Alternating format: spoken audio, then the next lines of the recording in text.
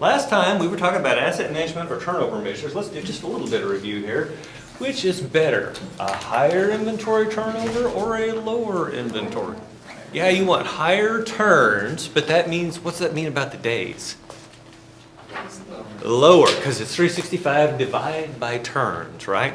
By the way, if you've got inventory turns of 12, then you have between 30 and 30 and 31 days, right? It's about a month. It makes sense. There are 12 months in a year, so that makes sense.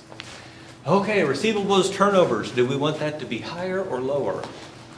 Higher. And you want your day sales and receivable to be lower. What's another name for days sales and receivables? Yeah, average collection period or days sales outstanding. Those are the three names for that.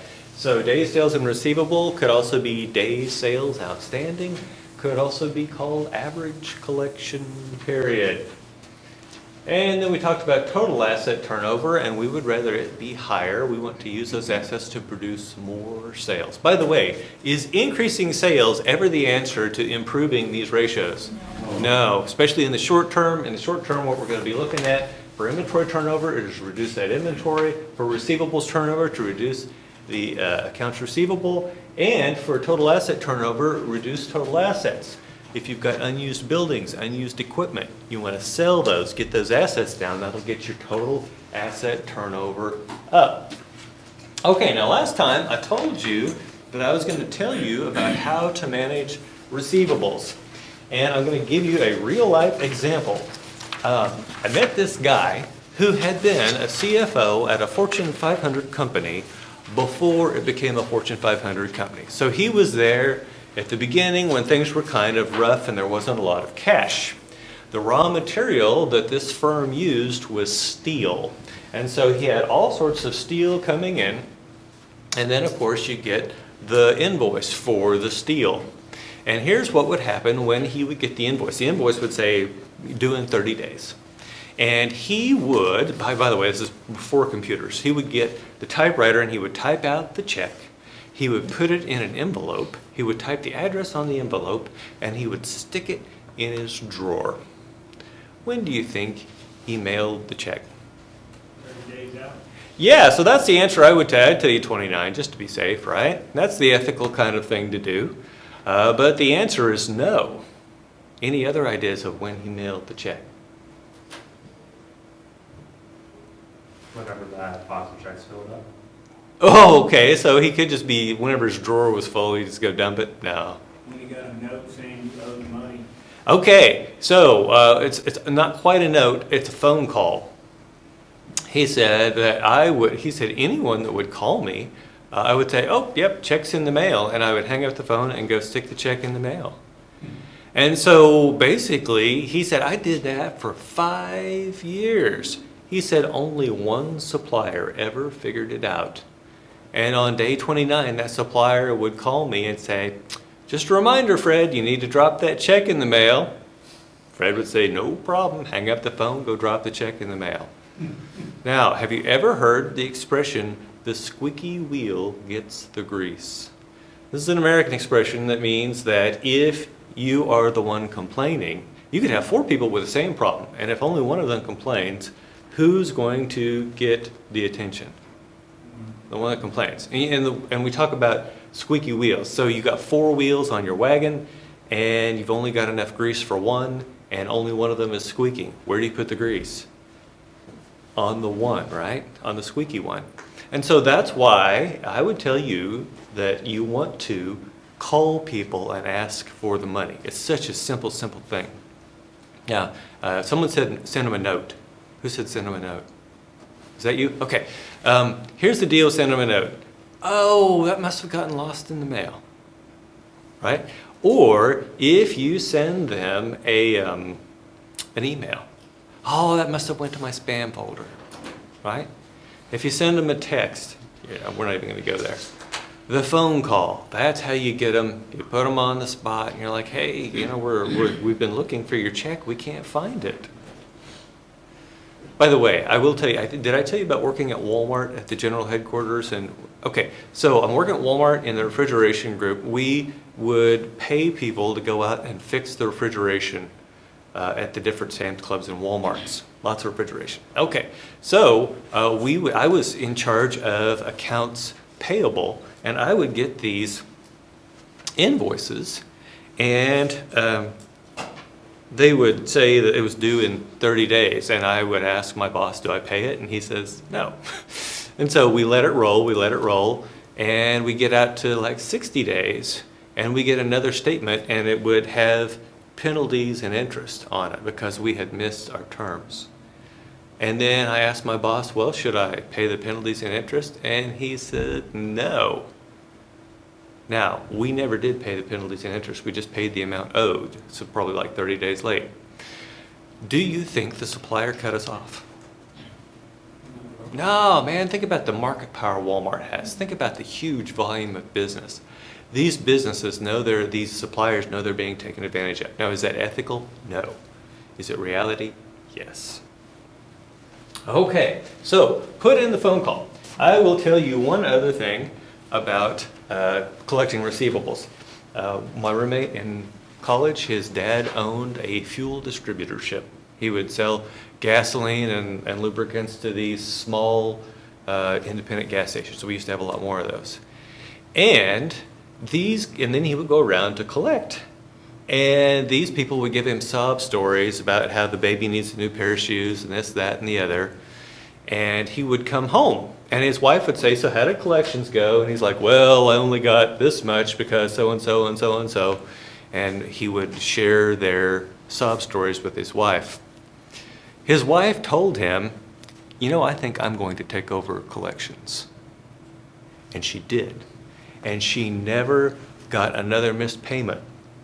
Why? Because she would say, oh, that's terrible. Pay the money, right? She was straight up with it. Now, why was she so motivated when the father was not?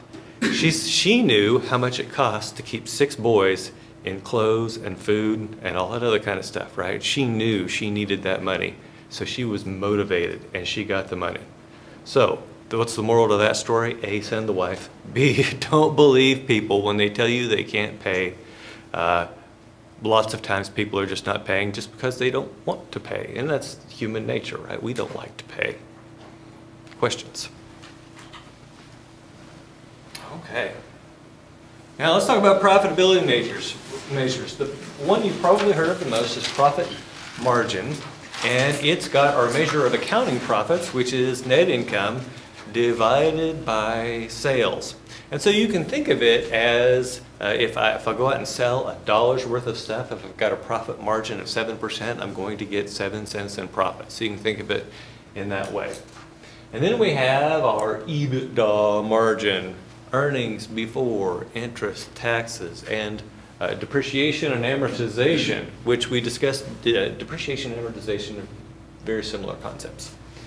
And that's divided by sales. Now, EBITDA is a measure of operating profit. It's a measure of operating profit. And it's got some it's got things subtracted out of it that don't have anything to do with operations. For example, how I finance my equipment. If I finance it with debt, I have lots of interest. If I finance it with equity, I don't. And so my net income is going to be different between those two. But the operation's actually no different. And then what about depreciation and amortization? If I've got brand new equipment or a brand new oil well, my depreciation or amortization is going to be quite high. But if I'm looking purely at the efficiency of the operation, you could have 2 absolutely identical operations and they would have different net incomes based on this amount of depreciation and amortization that they've got. And so that's why we call EBITDA margin an operating profit margin. Now, it's typically going to be higher if the firm has depreciation and amortization and interest.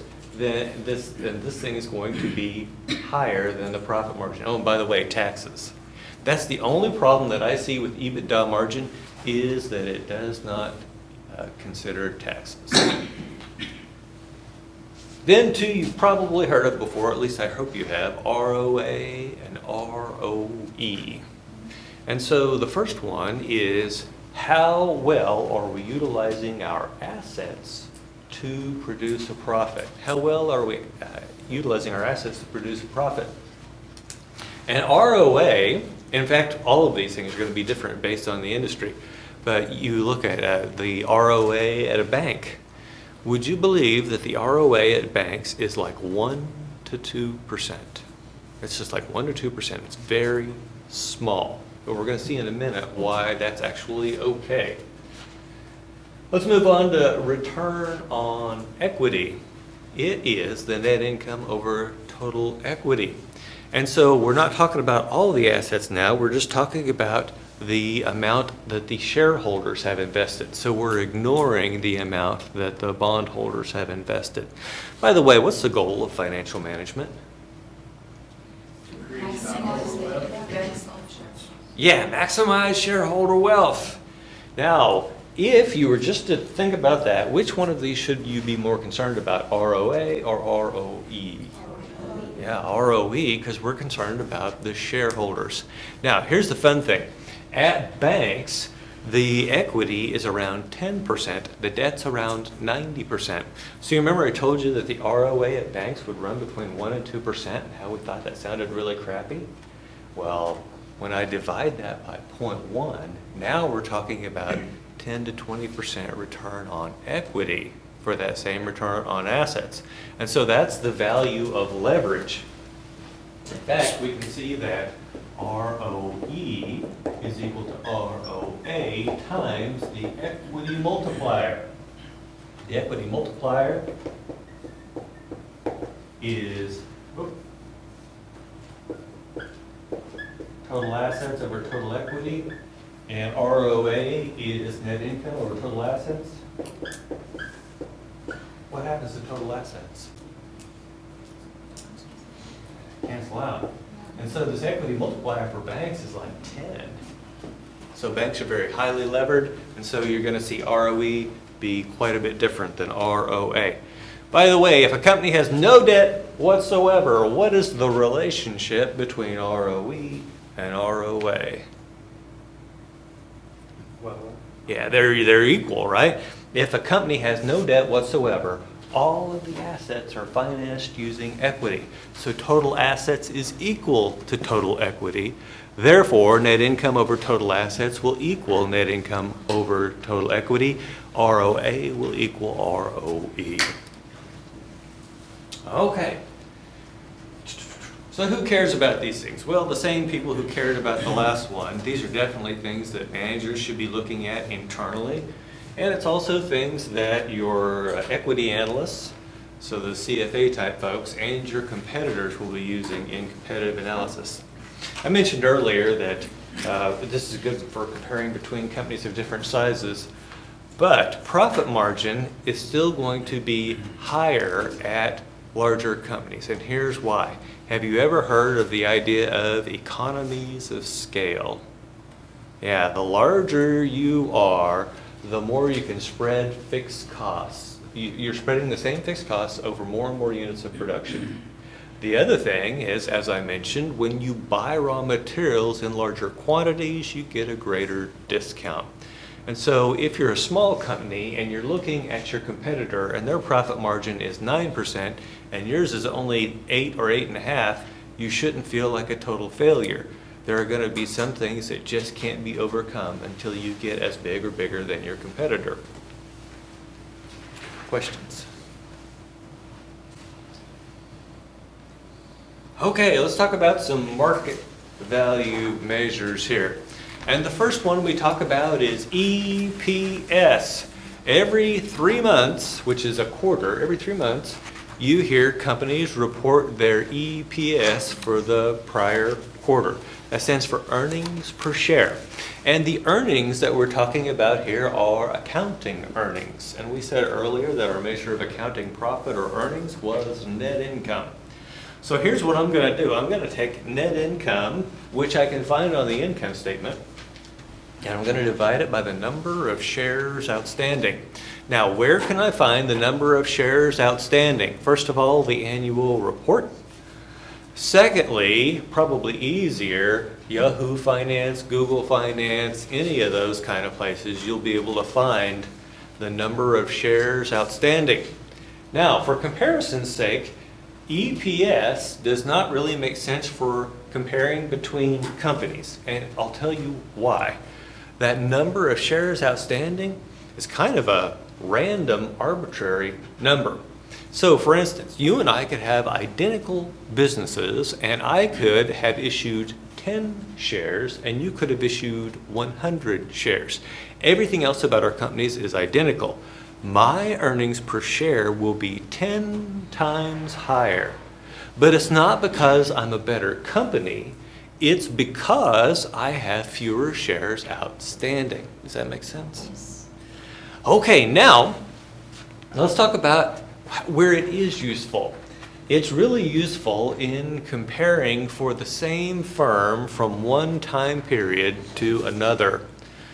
If you assume that the number of shares stays the same or roughly the same, then if EPS is going up, that's good news. If EPS is going down, that's bad news. But you can't compare third quarter and fourth quarter numbers. You have to compare fourth quarter versus fourth quarter a year ago. And I'll give you an example for that. What's the day after Thanksgiving called in this country from a shopping perspective? It's Black Friday, right? And the reason it's called Black Friday is because that's the day that basically retailers break even for the year. They go from being in the red to being in the black. Now, think about what that means as far as sales go. The sales in the United States are heavily loaded in the fourth quarter. And so if I compared my fourth quarter to my third quarter, I'd say, woohoo, I'm looking really good. But what if then I compare my first quarter to the previous fourth quarter? Now I look really bad. And it's not that I'm doing good or doing bad, it's just the seasonality. And so what you'll find people doing is comparing this year's fourth quarter earnings per share to last year's fourth quarter earnings per share. And that's a fair comparison. Now let's talk about price to earnings. The price that we have up there is the price per share. Where would I find information on price per share? Yeah, Yahoo Finance, Wall Street Journal. It's just the stock price, right? That's all that is. So if you want to write up their stock price or share price, that would be good. Now, we're going to divide by the earnings per share. Notice that both of these are in dollars per share. So what's going to happen there? All the units cancel out. So the price to earnings ratio is unitless. The price to earnings unit is unitless. Okay, now let's talk about price to earnings. You're going to see that in different industries, the PEs are different. PE for the S&P 500 typically runs somewhere in the teens. PE for electric utilities usually runs around 7. And so you can't just look at this number by itself and say, oh, that's a good company, that's a bad company based on PE. What you have to do is compare versus other people in the same industry. And if you are in the same industry, a firm with a higher PE is a better performer. If you're in the same industry, a firm with a higher PE is a better performer. And in fact, I'm going to prove it to you mathematically later on this semester that price to earnings ratio is related to the growth of the firm. The faster the growth, the higher the PE ratio. Why do we care about growth? Would I rather have profits of $100 million a year that stayed the same forever, or profits of $100 million a year that were going to grow at 5% per year? I'd rather have the growing profits, right? And so, of course, I'm going to be willing to pay more for that. Now, how do people express this? You could think of this as how many dollars would I be willing to spend to purchase a dollar's worth of current earnings? Now, the current earnings, if the firm's not growing, are going to stay the same. If the firm's growing, they're going to be worth more. Therefore, people would be willing to spend more money. Does that make sense? Okay, now let's talk about the market to book ratio. Market to book. It's the market value per share divided by the book value per share. Where would I get the market value per share? Yeah, it's just the price per share, right? That's the price that the market is, the value of the market's putting on this equity. And so that's your market value per share. It's just your share price. The book value per share is a little more difficult to get. If you go to the balance sheet and you look at everything beneath preferred stock, we're only talking about common stock here. If you look at everything beneath preferred stock, that goes into the common equity, And so if I take basically the equity of the firm minus the preferred, then that gives me the book value of the equity,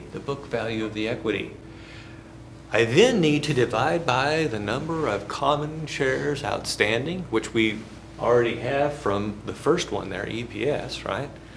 And then that's going to give me my book value per share. Now I'm going to take my market value per share and divide it by my book value per share. And I hope it's greater than 1. Warren Buffett, I really don't like Warren Buffett. I like Charlie Munger better, but he's dead. Warren Buffett would say, don't buy shares with market to book less than 1. It's like giving managers $1 and telling them to give you something less back in return. Now, if you're into that sort of thing, bring all your dollars to my office and I'll make your wish come true. I will give you less back in return, and you and I will both leave happy, right? Now, here's the fun thing.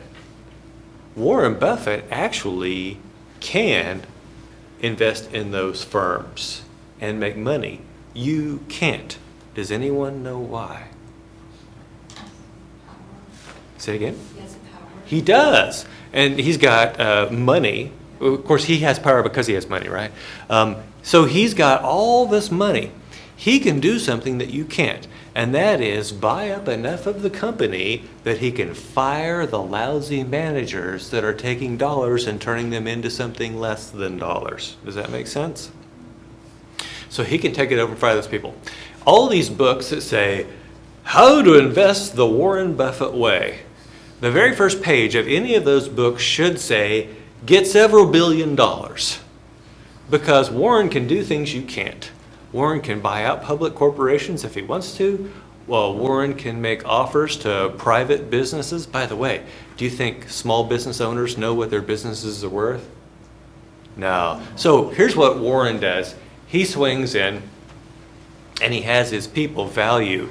And let's say it's a camper trailer manufacturer. I remember buying one of those. Do you think those people knew anything what their company was worth? Heck no. So Warren swings in and comes to visit, and he learns that the company is worth, say, $10 million. Let's make it big, $10 billion. And he will make an offer to the owners of the company for $4 billion. Now, the owners of the company, they know that Warren's smart, and he's going to offer them less than it's actually worth. So you know what they come back and do? And they say, no, Warren, we couldn't let it go for anything less than $5 billion. Warren says, okay. Warren just picked up a $10 billion company for $5 billion. Can you do that? No. Okay, so that's market to book ratio. If you've got companies in the same industry and one of them has a higher market to book ratio, they're doing a better job. Market capitalization, another name for this is the market value of the common equity.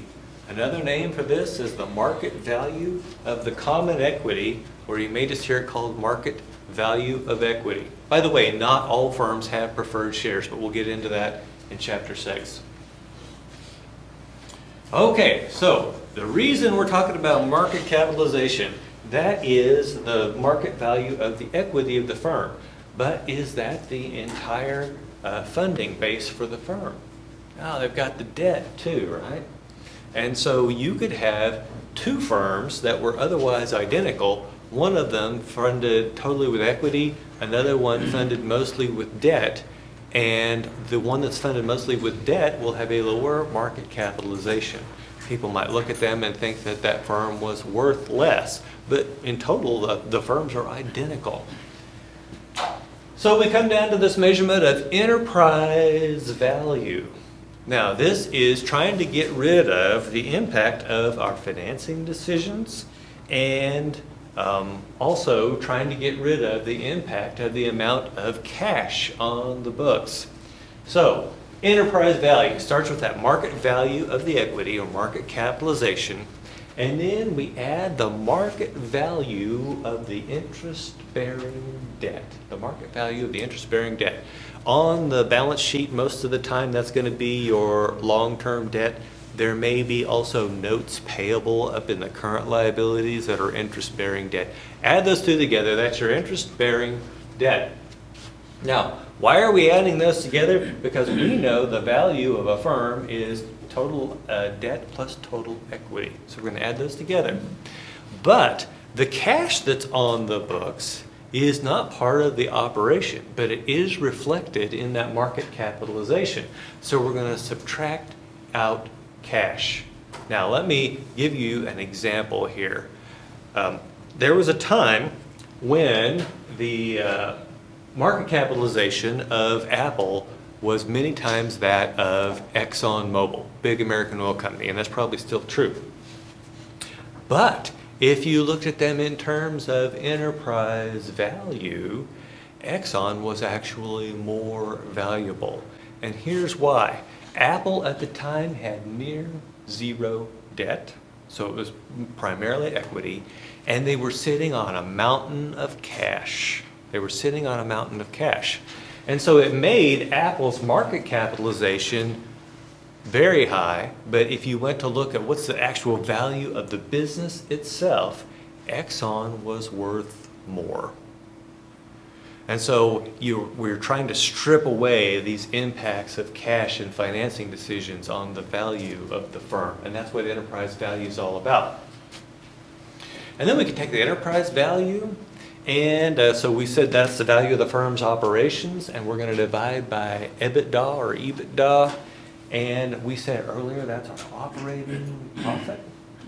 And so when I do this, I'm getting basically an operational form of price per earnings. I'm getting an operational form of price per earnings.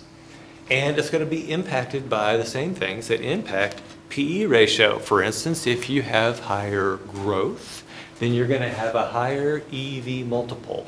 If you have higher growth, you're going to have a higher EV multiple. If you're just comparing firms based on their operations and you don't care about how they're financed or how much cash they have on hand, EV multiple is a better thing to look at than the PE ratio. Questions?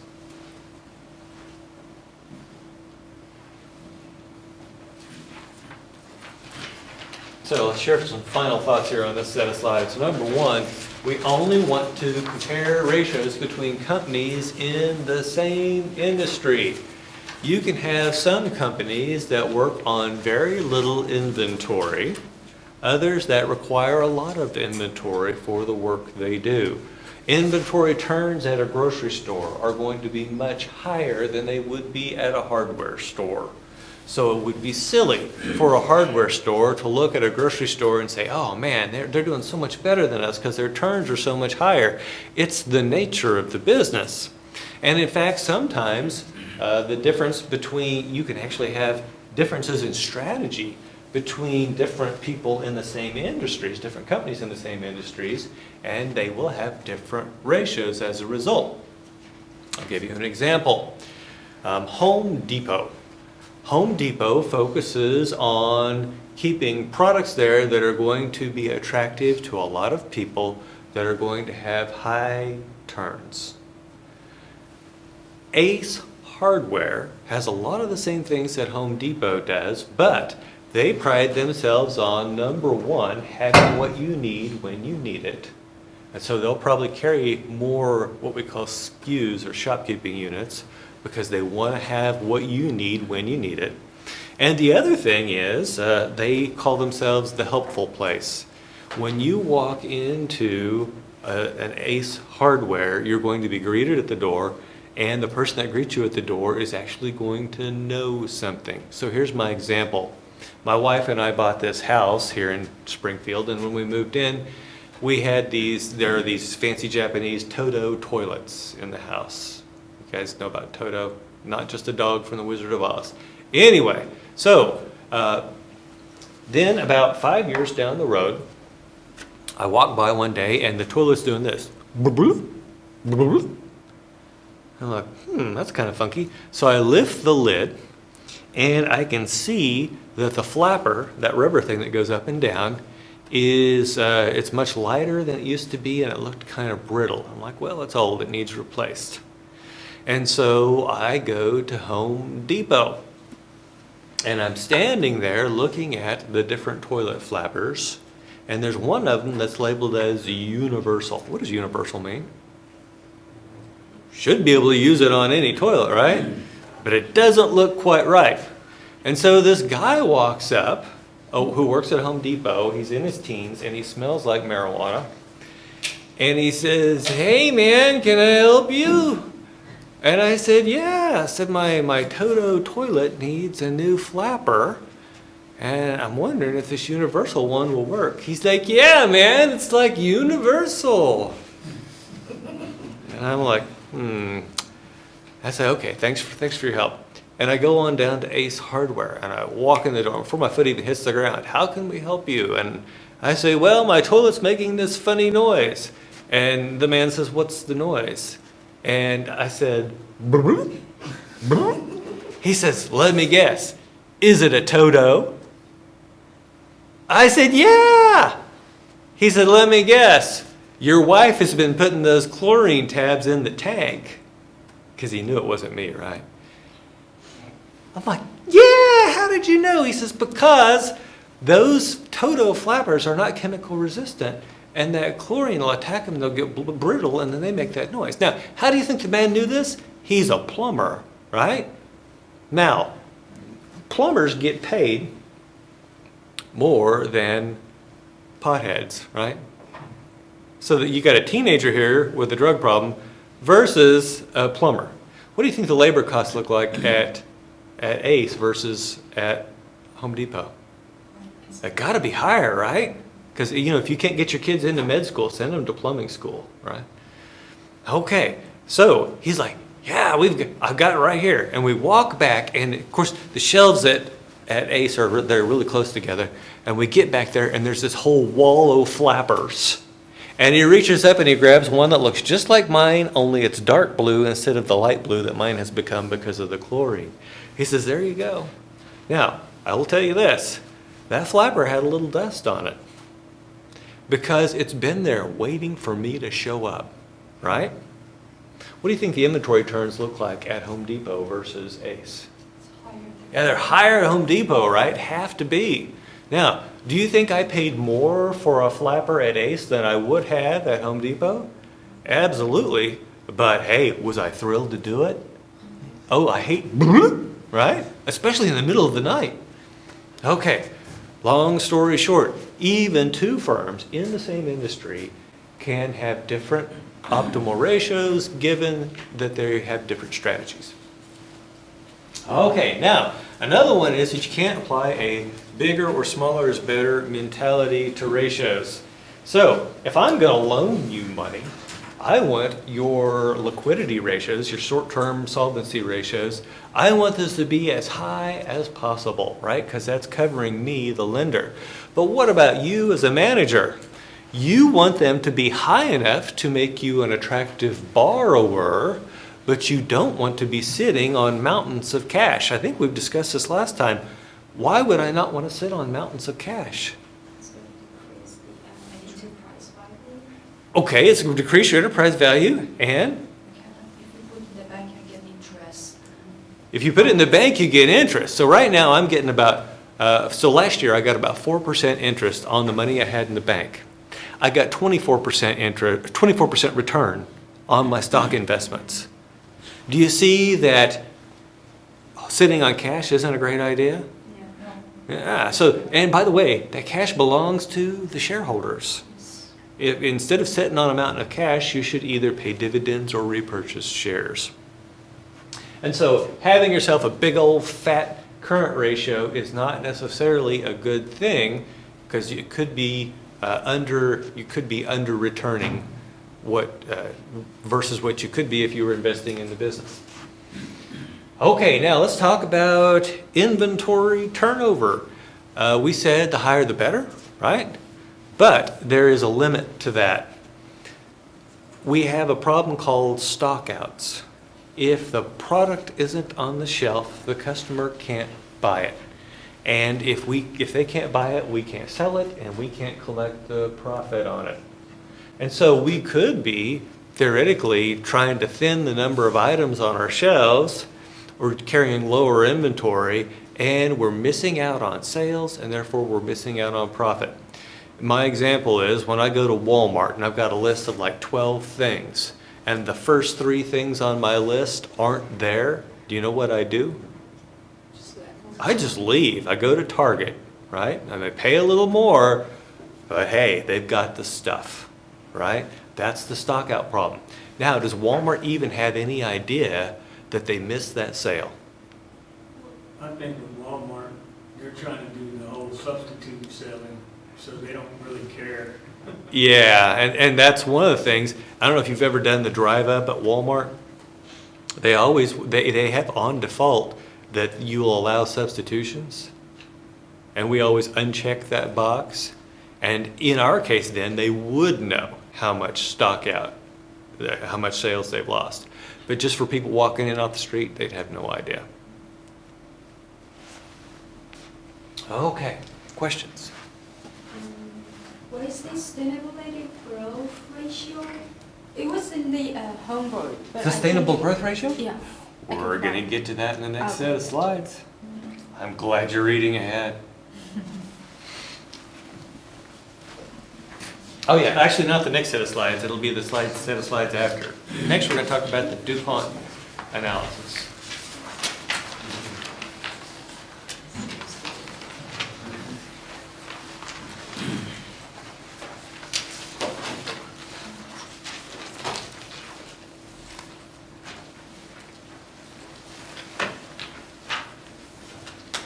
Okay, we've already talked about today how ROE is just ROA multiplied by the equity multiplier.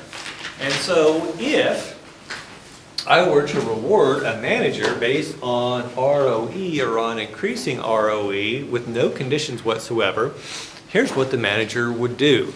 They would go out and borrow money and use that money to buy back shares.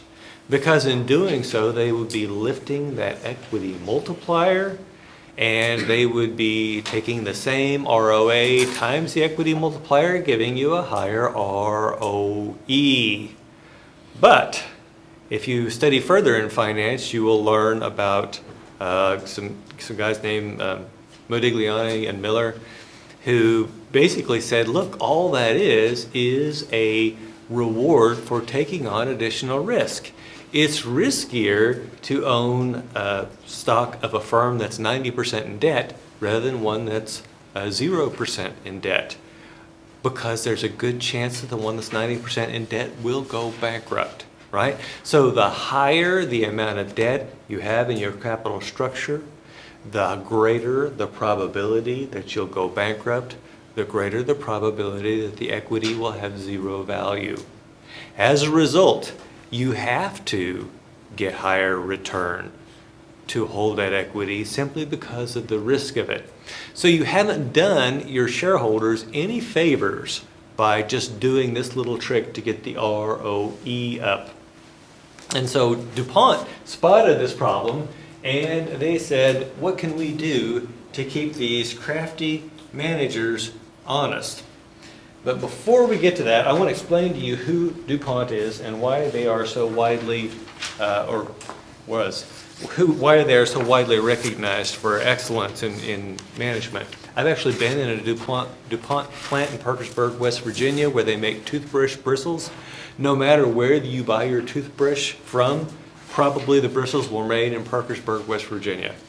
And it was amazing. They were very focused on bringing in a standard raw material, meaning that it was always the same, and they do a standard process on it, and they end up with a standard product. So they control every aspect. But here's my story to you about DuPont and management excellence. DuPont used to make dynamite. And the reason this is so near and dear to my heart is my dad and my grandfathers both worked in dynamite plants. So I know exactly what they're talking about when they mention how the dynamite plant is set up. By the way, dynamite plants, do you think it's all in one building? No, why not? Too dangerous. It's too dangerous, right? If a fire starts over here in this corner, everything goes. And so the way where my dad worked, it was set up in a line. Of course, land was cheap, but back east, land's more expensive. So here's what they did. They had a series of buildings like this. And the idea is that this one blows up. This one's going to be far enough away that it doesn't catch fire and blow up too. Okay, so they had all sorts of problems with safety. The day shift was pretty good, but when you get to the night shift, things are bad. Does anyone know why things are worse on the night shift? Because all your upper management's home asleep. All your upper management's home asleep. I like that. They're tired? Yeah, so people, I know you guys don't believe it, but we are not as humans really made to stay up all night. It's just not biologically right. Okay, also, where are your new people? Are they on day shift or night shift? Night shift, because nobody wants to be on nights. That's where we stick the new people. And so what happens is you've got these sleepy, dopey people on night shift with a lack of adult supervision, and you end up with a lot of accidents. By the way, why do you think the day shift people are safer? First of all, they're wide awake. Secondly, they're a little older and wiser. And thirdly, the stupid ones got killed on night shift, right? I am not kidding. That's natural selection. Okay, now, DuPont notices a real problem. And they said, well, we can't stop the fact that the people on night shift are new, and we can't fight human biology. But we can take care of what Mr. Nylon brought up, and that is we can have our management here 24 hours a day. And so what they did is in the middle of all of this, they built a really lovely house for the manager and his family to live in. And by then, back then it was male managers, right? Now, if the manager is in his bed 7 miles away and a fire breaks out at the plant, do you think the manager's getting out of the bed? He doesn't even know about it, right? But if you're in the middle of all this and you smell smoke in the middle of the night, what are you going to do? You're going to immediately put on your slippers and run check this thing out, right? By the way, it's not just the manager's life he has to worry about. Who else does he have to worry about? Yeah, it's his wife and kids. It's like having hostages, right? Now, you could never get by with this today, but this is the kind of out-of-the-box thinking that DuPont was famous for. And so it shouldn't surprise us that we have this DuPont identity and that we have, this has been around for a long time, but we still talk about it. So what is the DuPont identity? Well, it basically breaks down ROE into three things.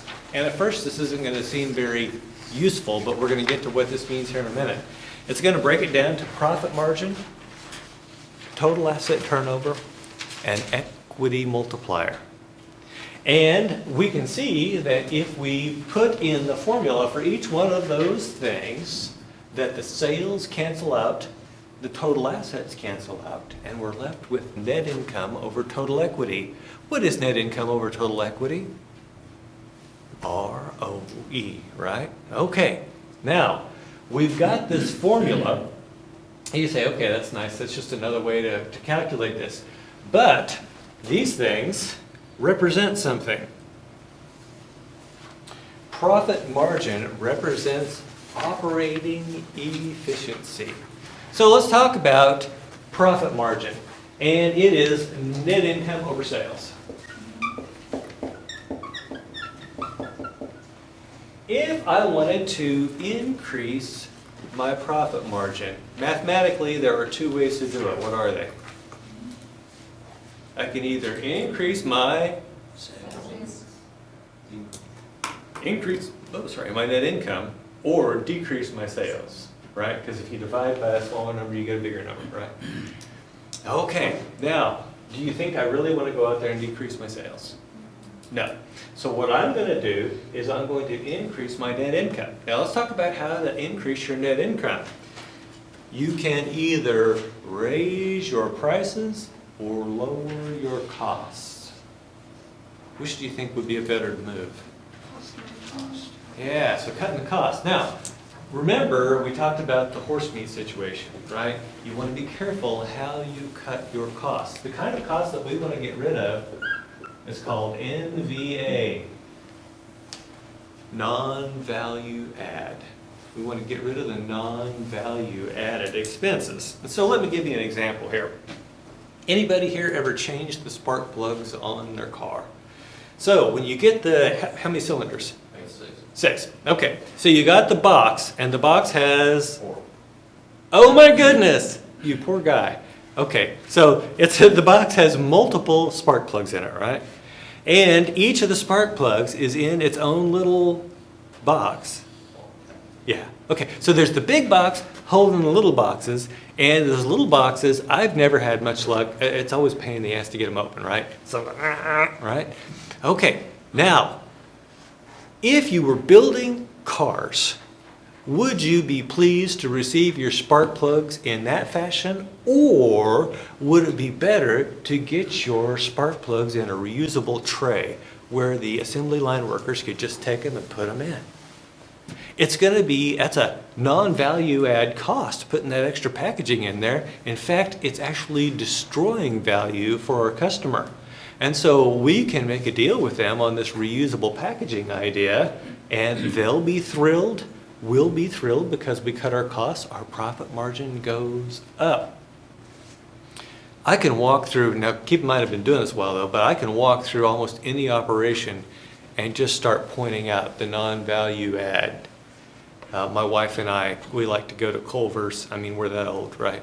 We go to Culver's and we notice that there are like 7 people working. Oh, I should say 7 people there. How many of them are actually working?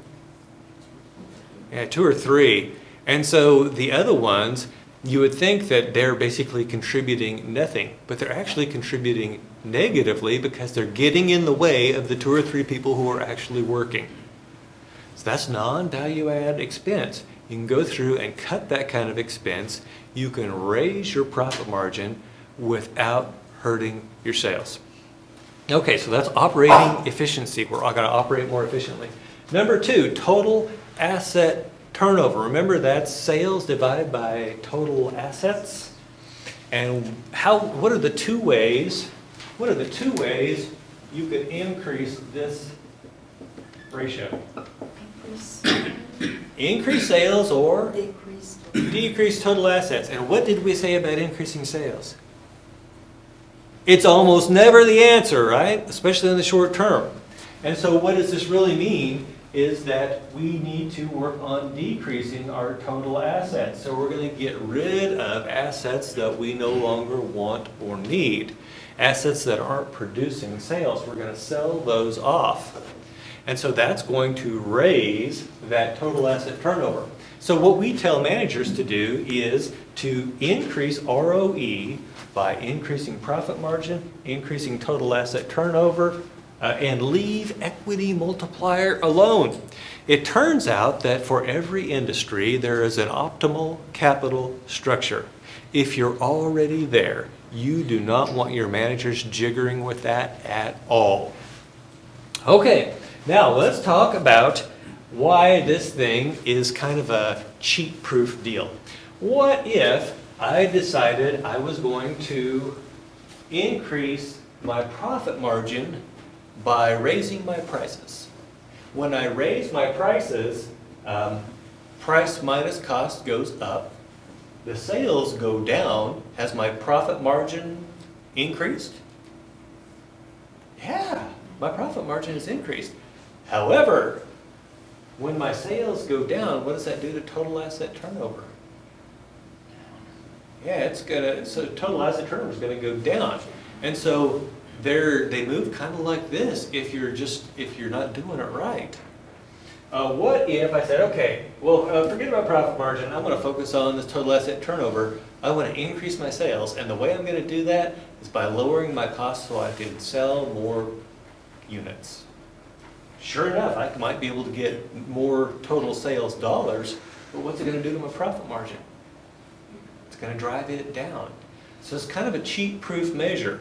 And so what we tell our people is, look, you've got to make profit margin go up, you've got to make total asset turnover go up at the same time, and you've got to leave equity multiplier alone.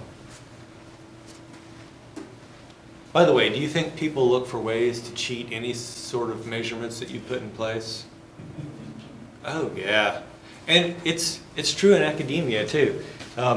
So in order to remain academically qualified, so I only have to teach 3 classes instead of 4, I'm required to get 3 publications every 5 years in journals on this certain list. Do you think some of those journals are easier to publish in than others? Yeah.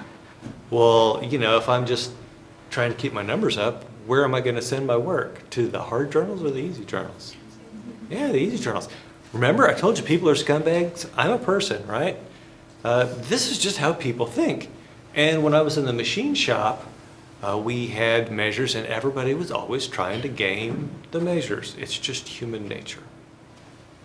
So we want to try to set it up to where they can't game the system. Okay, so let's talk about some problems with financial statement analysis. First of all, let's talk about conglomerates. A conglomerate is a firm that has divisions in different industries. A conglomerate is a firm that has divisions in different industries. And so you can think of General Electric. General Electric is a conglomerate, and also Berkshire Hathaway. Berkshire Hathaway, which is Warren Buffett's company, is a conglomerate.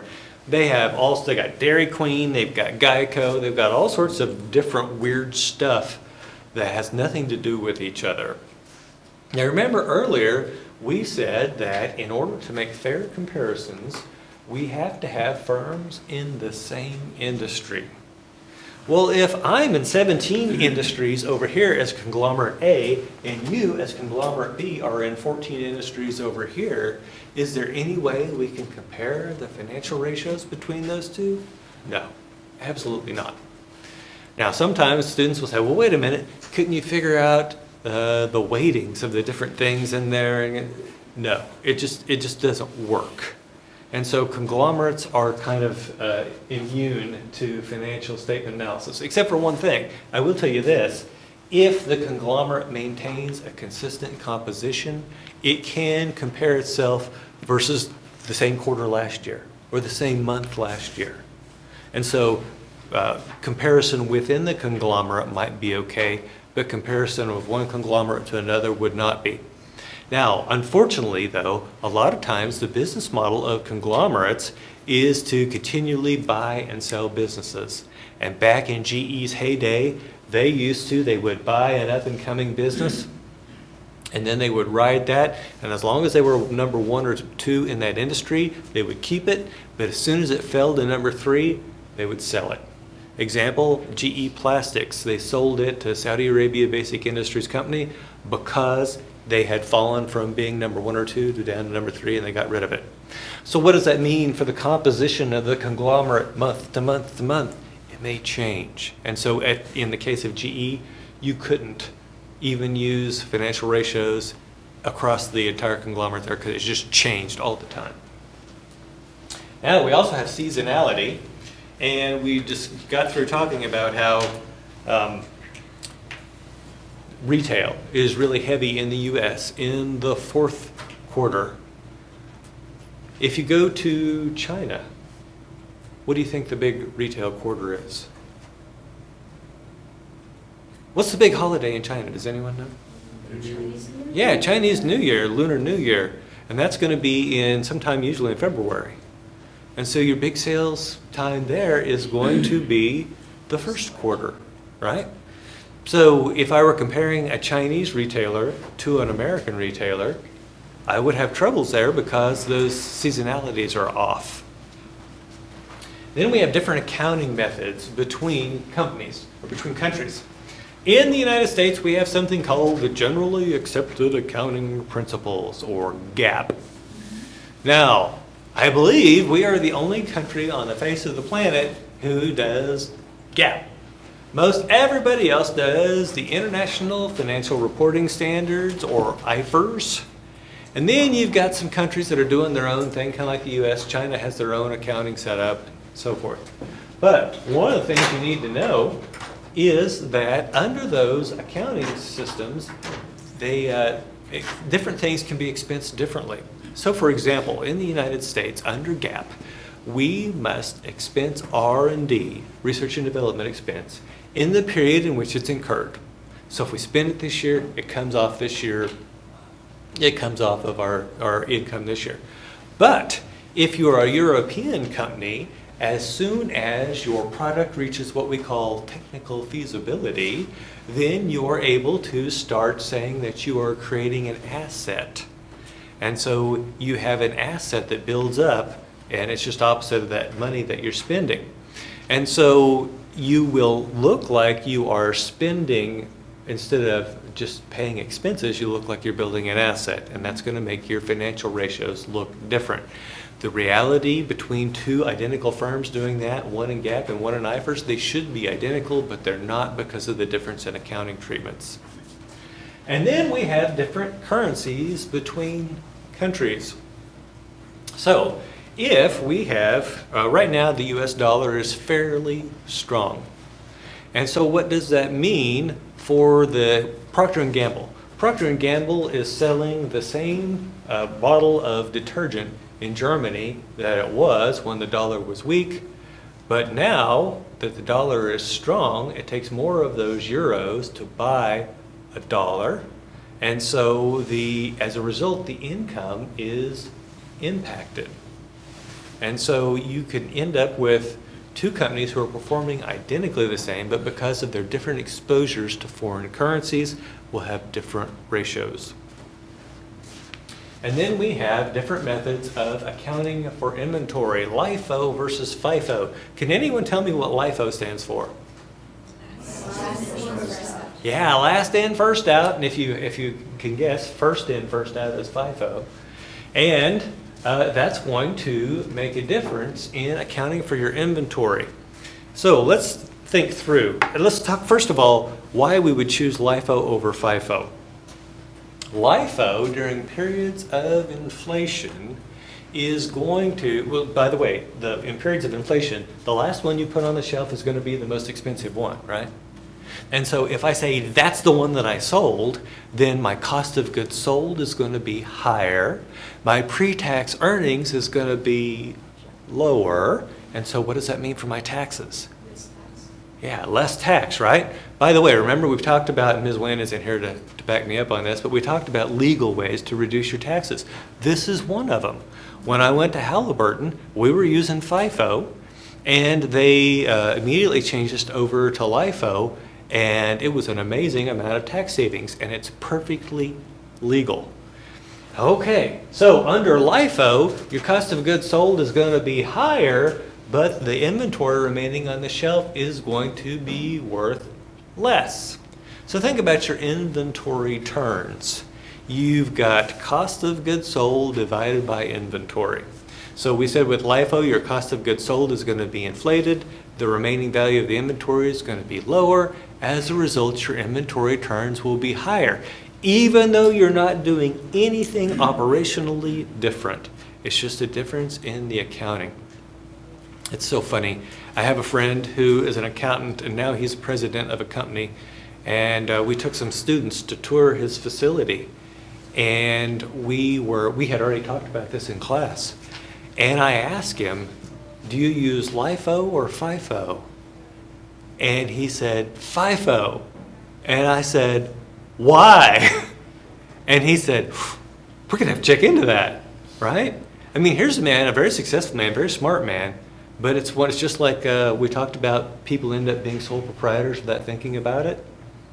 People end up in this situation without thinking about it too. Could it be, But, go ahead. but could it be an ethical issue? I mean, if you really are physically going FIFO, but on the books you're doing LIFO. Perfectly ethic. So the bottom level of ethics in business is the law. If the law allows it, right? Right, Does that make sense? yeah. Yeah. Anyway, so, and by the way, this is a very ethical man. He didn't see an ethical problem with it, but it just hadn't basically occurred to him. And here's why. When is LIFO helpful? During inflationary times. The majority of his tenure as president of this joint, inflation had been running like 1-2%. Wasn't even worth spending the money to switch over. When am I having this conversation with him? Inflation is 6-8%. It just hadn't been one of those things that pinged on his radar because he'd been dealing with low inflation for so long. What if you had deflation? Which would you do? FIFO, right? Does that make sense? You can just switch back and forth like that on. Yes, you can. President Obama tried to get that nixed because what does he want? More tax money, right? This is what the government always wants. But no, we're still able to switch back and forth. Questions?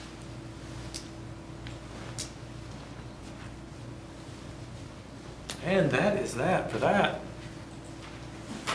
So we will get just a little bit into long-term financial planning, and then we will stop for the day.